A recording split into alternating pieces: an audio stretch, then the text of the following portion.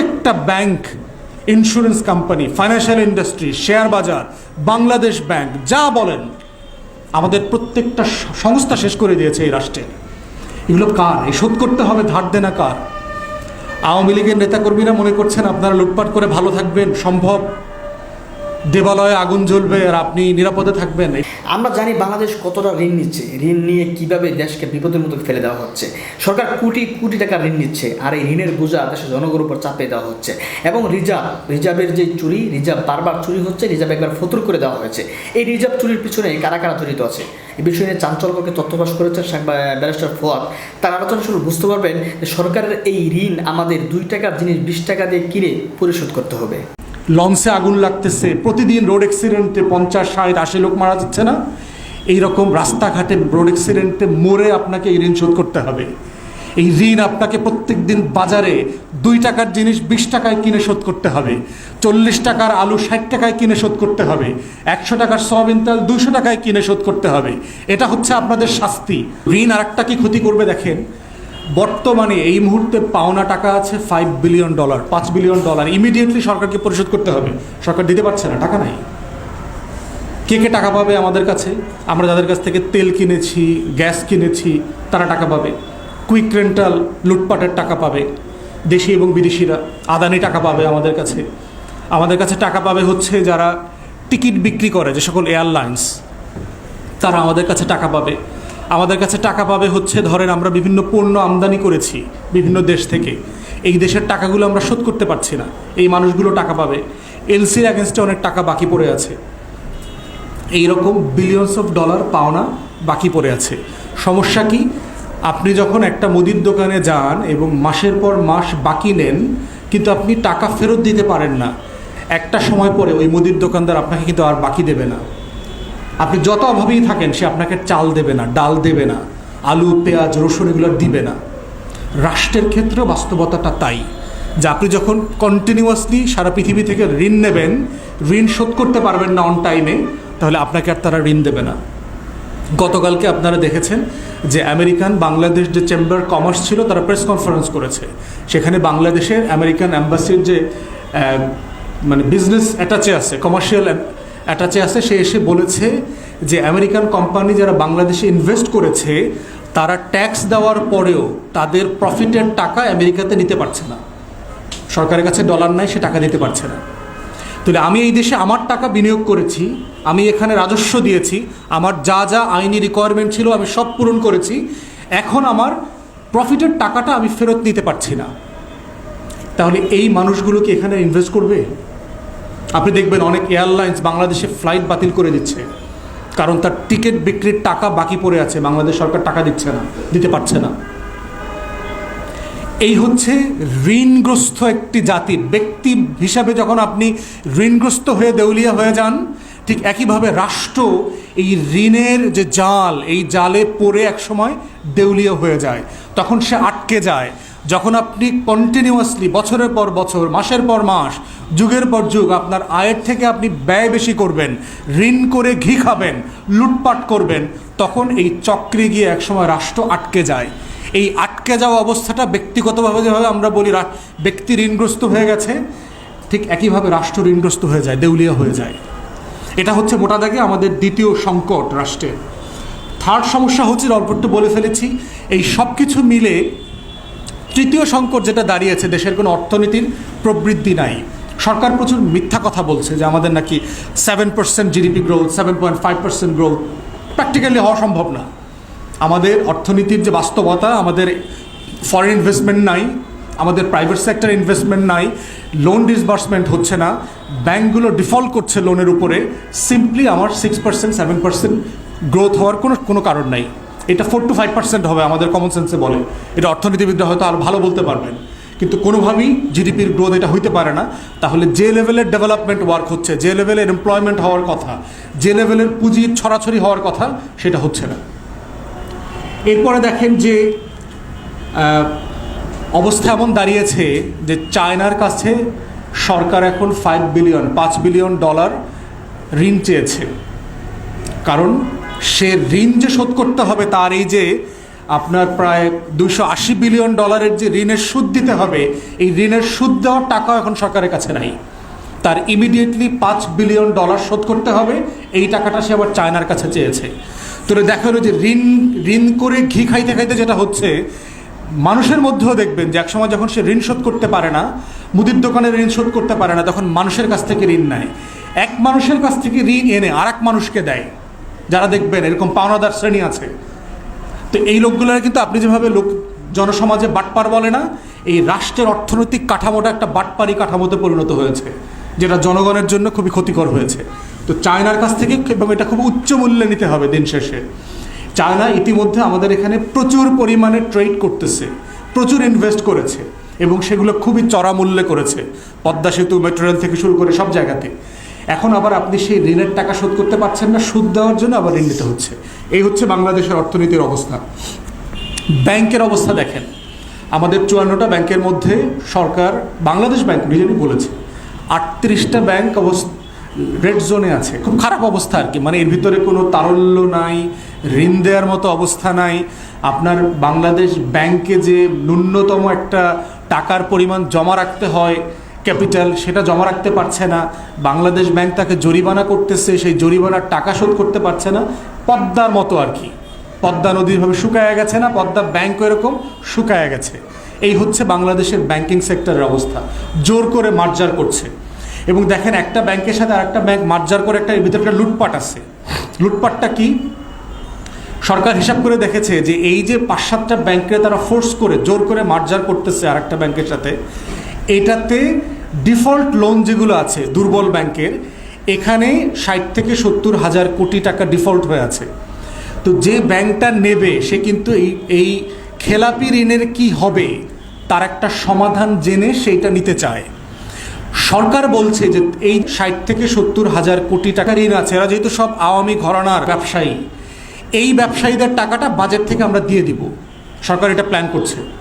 60 থেকে 70 হাজার কোটি টাকা মানে হলো প্রায় 3টা পদ্মা সেতুর টাকা, উচ্চ মূল্যের লুটপাটের টাকা। তো সেই পরিমাণ টাকা বাজেট থেকে দিয়ে দিবে। তো বাজেট কার টাকা? আমার আপনার টাকা, নইলে ঋণ করবে। আবার চিন্তা করেন, ওই যে চায়না থেকে ঋণ আনতেছে, IMF থেকে ঋণ আনতেছে, ওই ঋণ করে আবার এখানে দেবে।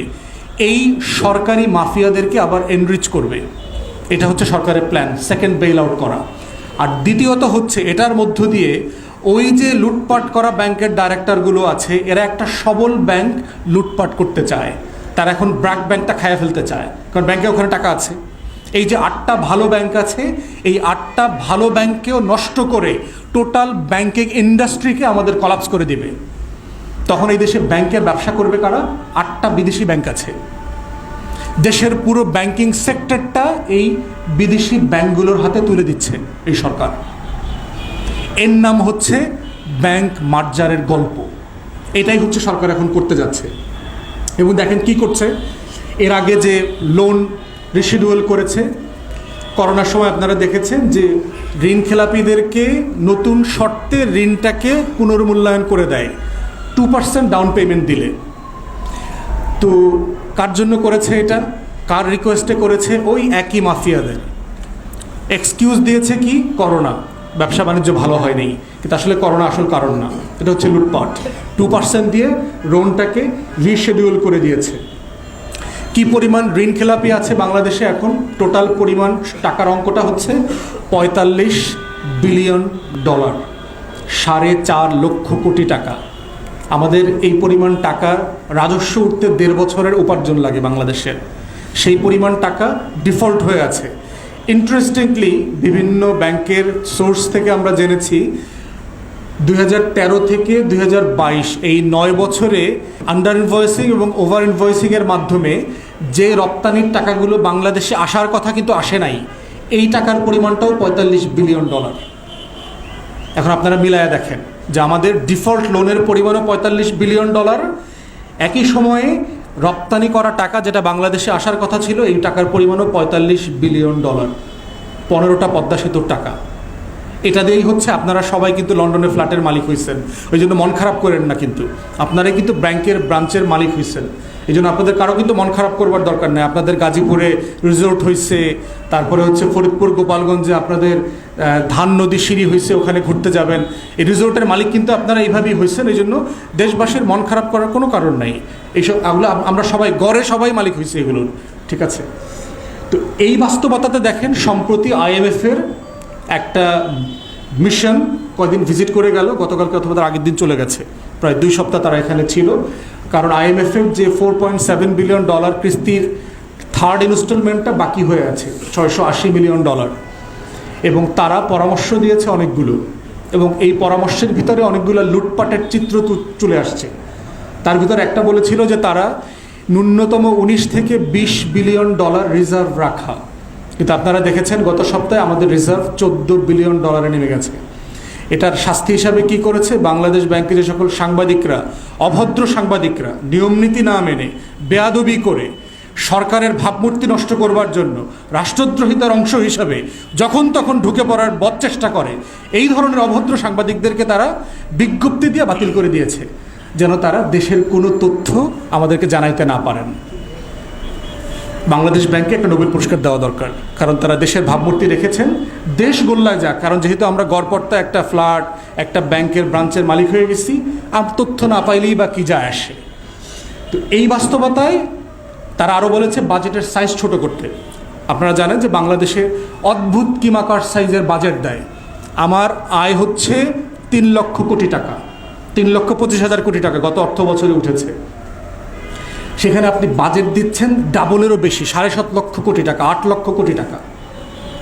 এই পরিমাণ ঋণ করে ঘি খাওয়া একটা রাষ্ট্র দিন শেষে ডিফল্ট তো করতেই হবে তাকে। আপনি কি পরিমাণ ঋণ নিতে পারবেন? একটা ব্যক্তির কথা চিন্তা করেন, আপনি 50,000 টাকা মাসে ইনকাম করেন, আপনি ঋণ নিলে কত টাকা ঋণ নিতে পারবেন? কারণ আপনাকে আগামী মাসে শোধ করতে হবে এটা, তা না হলে পরের মাসে শোধ করতে হবে, না হলে 6 মাসে শোধ করতে হবে। সে তো আপনি শোধ করতে পারছেন না। তাহলে IMF বলেছে আমাদের বাজেটের সাইজ ছোট করে ফেলতে, এই ধরনের অদ্ভুত কিমাকার বাজেট না করার জন্য। IMF বলেছে সাবসিডি কমিয়ে দিতে। তেল গ্যাসে তো এখন আর সাবসিডি নাই, আমাদের এখন সাবসিডি আছে হচ্ছে বিদ্যুতে আছে। তো আমাদের দেশীয় অর্থনীতিবিদরা বলেছে আমাদের সাবসিডি বন্ধ করার কোনো প্রয়োজন নাই, আমরা যদি লুটপাট বন্ধ করতে পারি, আমাদের বিদ্যুৎ খাতে যেটা খরচ আপনি দেখবেন এর 80% লুটপাটে চলে যাচ্ছে। 80%। সারা বাংলাদেশকে আপনি বিনামূল্যে গ্যাস, বিদ্যুৎ, তেল দিতে পারবেন যদি শুধুমাত্র একটা গুড গভর্নেন্স থাকে, একটা সুশাসন থাকে বাংলাদেশে। দেখেন কেজরিওয়াল দিয়েছে দিল্লিতে সকল মানুষের জন্য, আপনি সেটা না করে কি করছেন? এখন সাবসিডি বন্ধ করবে, দোহাই দেবে। IMF বলেছে যে আপনি $1 বিলিয়ন প্রতি বছর কুইক রেন্টালে দিচ্ছেন, আপনি সেই লুটপাটটা বন্ধ করবেন না, কিন্তু আপনি মাত্র $680 মিলিয়ন, $1 বিলিয়নের অর্ধেক টাকা পাওয়ার জন্য ওইটা বন্ধ করবেন না, কিন্তু সাবসিডি বন্ধ করে দিবেন। এই সাবসিডিটা কে পায়? আমার গরিব কৃষক পায়। ওই যে সেচ মৌসুমে তাকে কম দামে ডিজেল দেয়, তেল দেয়, বিদ্যুৎ দেয়, সার দেয়, এই টোটাল সাবসিডির উইথড্র করলে ক্ষতিগ্রস্ত হবে কারা? দেশের সাধারণ মানুষ, আমার কৃষি ক্ষতিগ্রস্ত হবে। এটার সমস্যা কি হবে? গণপরিবহনে ভাড়া বাড়বে, কোচ ব্যবসা, যারা আন্তঃজেলা সফর করেন এক জেলা থেকে আরেক জেলা, তাদের সফরের খরচ বাড়বে। এটার মানে হচ্ছে তাই। তো সব মিলিয়ে আমরা যেটা দেখতে পাচ্ছি যে বাংলাদেশের অর্থনীতি গত 53 বছরে কাঠামোগতভাবে আওয়ামী লীগ সরকার ধসে দিয়েছে। এটা হচ্ছে একটা অবৈধ দখলদার সরকারের অর্জন। আপনারা দেখেছেন 190 বছর আমরা যে ব্রিটিশ কলোনিতে ছিলাম, এই কলোনির সময় যে প্রতিষ্ঠানগুলো গড়ে উঠেছিল লুটপাটের অংশবাদে, এই প্রতিষ্ঠানগুলোকে ধ্বংস করে দিয়েছে। প্রত্যেকটা bank, insurance company, financial industry, share বাজার, বাংলাদেশ ব্যাংক, যা বলেন, আমাদের প্রত্যেকটা সংস্থা শেষ করে দিয়েছে এই রাষ্ট্রের। এগুলো কার? এই শোধ করতে হবে ধার দেনা কার? আওয়ামী লীগের নেতাকর্মীরা মনে করছেন আপনারা লুটপাট করে ভালো থাকবেন, সম্ভব? দেবালয়ে আগুন জ্বলবে আর আপনি নিরাপদে থাকবেন? এটা হইতে পারে না তো। এই জাতিকে এই ঋণের বোঝা সুদে আসলে শোধ করতে হবে, আগামী 3 প্রজন্ম শোধ করতে হবে এই ঋণের টাকা। তো এই সব মিলিয়ে হচ্ছে আমরা মনে করছি, আমরা দাবি করছি যে বাংলাদেশ যে ফলিং সিচুয়েশনে আছে, যে পরন্ত বেলায় পড়ে যাচ্ছে পাহাড় থেকে, এটা ঠেকানো দরকার কোনো না কোনো ফর্মে। একটা রাষ্ট্র এভাবে চলতে পারে না। একটা দেশের অর্থনীতি এভাবে চলতে পারে না। লুটপাট একটা দেশের অর্থনীতির মূল কাঠামো হতে পারে না। প্রত্যেক দেশে লুটপাট আছে, দুর্নীতি আছে, কিন্তু বাংলাদেশে লুটপাটটা হচ্ছে প্রধানতম অনুষঙ্গ হয়ে গেছে, যে এটাই অর্থনীতির অনুষঙ্গ। প্রত্যেকটা প্রজেক্টের আগে চিন্তা করা হয় কয় টাকা লুটপাট করা যাবে। আপনি কদিন আগে দেখেছেন ঢাকা ইউনিভার্সিটির প্রো ভাইস চ্যান্সেলর গেছে হচ্ছে এসি কিনতে গেছে ফিনল্যান্ডে। ওয়ালটনের হেড অফিসে গেলেই তো হইতো। এটা এত মূর্খ একটা গর্ধব্যে ভিসি বানাইছে যে ও ওয়ালটনের হেডকোয়ার্টারে অথবা কোম্পানিতে গেলে ওরাই দেখাই দিত যে এসির দাম কত, কয় টাকা লাগে, কখন দিবে না দিবে। সে ফিনল্যান্ড গেছে ঘুরতে, তাও 4 জন নিয়ে গেছে। একটা দেশ দেখেন মানে কি করতেছে দেশের টাকা পয়সা দিয়ে এই মানুষগুলো। আর আমার দেশের মানুষ মনে করতেছে কি সুন্দর ভদ্র ভালো মানুষ, মানে মনে করতেছে আমার কি, এসালম টাকা পয়সা নিতেছে, রাজা রাজায় যুদ্ধ করতেছে, হেরা হেরা খাইতেছে মরতেছে, আমার কি। আপনার গতর দিয়ে যাবে। ওই যে ভূমধ্যসাগরে মরতেছেন না আপনারা, আপনাদেরকে ভূমধ্যসাগরে ডুবে প্রাণ দিয়ে এই ঋণ শোধ করতে হবে। কৃষক শ্রমিকদেরকে দেখছেন না, ওই যে আগুনে বেলি রোডে, এখানে সেখানে হাসিম ফুডে, বঙ্গবাজারে আগুনে পুড়ে এই ঋণ শোধ করতে হবে। লঞ্চে আগুন লাগতেছে, প্রতিদিন রোড অ্যাক্সিডেন্টে 50, 60, 80 লোক মারা যাচ্ছে না? এইরকম রাস্তাঘাটে রোড অ্যাক্সিডেন্টে মরে আপনাকে এই ঋণ শোধ করতে হবে। এই ঋণ আপনাকে প্রত্যেক দিন বাজারে 2 টাকার জিনিস 20 টাকায় কিনে শোধ করতে হবে, 40 টাকার আলু 60 টাকায় কিনে শোধ করতে হবে, 100 টাকার সয়াবিন তেল 200 টাকায় কিনে শোধ করতে হবে। এটা হচ্ছে আপনাদের শাস্তি, যারা আপনারা জেগে উঠছেন না, প্রতিবাদ করছেন না, মনে করছেন এটা এসালম লুটপাট করছে, কে শোধ করবে? এসালম তো এই টাকা শোধ করবে না, দরবেশ তো এই টাকা শোধ করবে না, এই টাকা আমাকে আপনাকে শোধ করতে হবে। তাই আমরা বলছি বারবার যে আমরা একটা অবৈধ সরকারের কাছে কখনোই কোনো দাবি দেই না। আমরা মনে করি না যে একটা লুটপাট মাফিয়াতন্ত্রের যে রাজ্য কায়েম করেছে এই রাজ্যেও তারা কিছু করবে, বরং আমরা বলছি জনগণকে সচেতন করবার জন্য যে আপনার টাকা, আপনার সম্পদ কিভাবে চোখের সামনে লুটপাট হয়ে যাচ্ছে এবং আপনার দেশের মানুষরা করছে, চেতনার নামে করছে, চেতনা ব্যবসায়ীরা করছে, আপনার রঙের মানুষরা করছে, সাদা চামড়ার মানুষরা করছে না, আপনার মানুষরাই করছে। অতএব এটা থেকে আমাদের লড়াই, আন্দোলন ছাড়া পরিত্রাণ পাওয়ার কোনো উপায় নাই। দর্শক, ফোনপুরে আলোচনা শুনেছেন, সরকার যখন ঋণে দরদস্ত হয়ে যাবে, ঋণে জর্জরিত হয়ে যাবে, তখন সব কিছুর দাম বাড়িয়ে একটা 5 টাকার জিনিস আমাদেরকে 20 টাকা দিয়ে কিনিয়ে সেই ঋণ পরিশোধ করব। আর সেটা এখনও হচ্ছে, এখনও আমরা 10 টাকার জিনিস 20 টাকা দিয়ে কিনতেছি আর সরকার ঋণ পরিশোধ করতেছি।